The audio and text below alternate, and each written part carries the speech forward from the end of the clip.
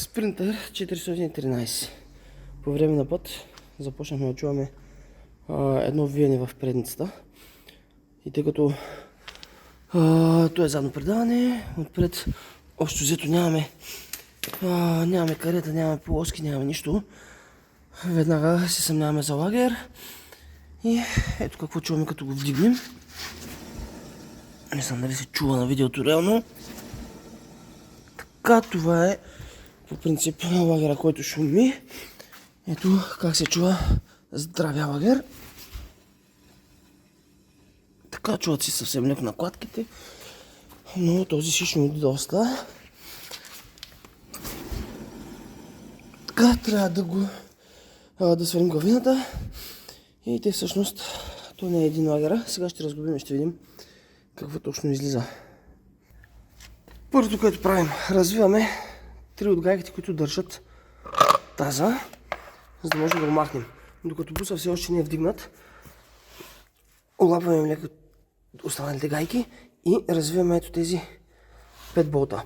Те трябва да държат диска към главината, тъй като за първи път сваляме предна главина на този. Не знам точно дали има нужда от сваляне на диска от главината, но ще го направим за всеки случай. И после ще преценим дали евентуално може да се сменят лагерите без да се отделя диска от главината. Следващото нещо, което правим, е да махнем спирачния апарат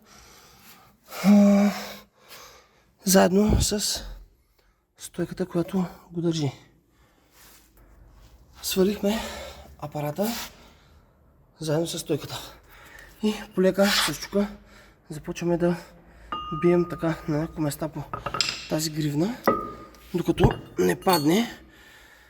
Виждаме, че тук имаме един болт, който като го махнем и полека трябва да извадим диска от главината. Развихме болта, отново полека с чука тази част.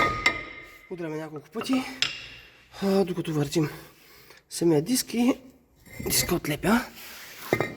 И го сваляме така. Следващото нещо, да свалим централната капачка и вземе една така леко закривена отверка и започваме полека да отлепяме капачката от главината. Така. Трябва да развием тази гайка. Този шестоколамен болт се развива. Развиваме гайката. Има една правоъгълна дебела шайба, която може да се сложи в тази позиция или на 180 градуса. Махаме нея, по този начин откриваме първия лагер. Би трябвало, като махнем от самия лагер, самата главина да извадим, да може да излезе лесно. Сега ще видим. Така, развихме тази гайка.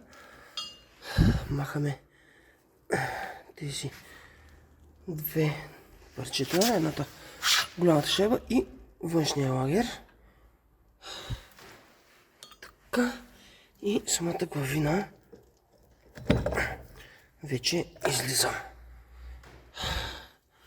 Така, отсам се намира другия лагер.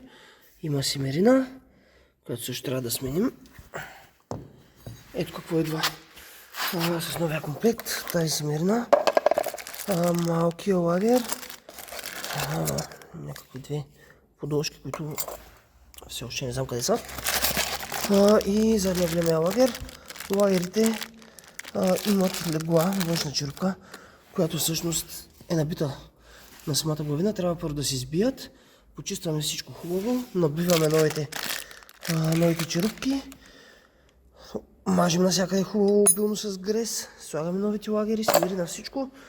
И започваме по обратния път да сглавяме.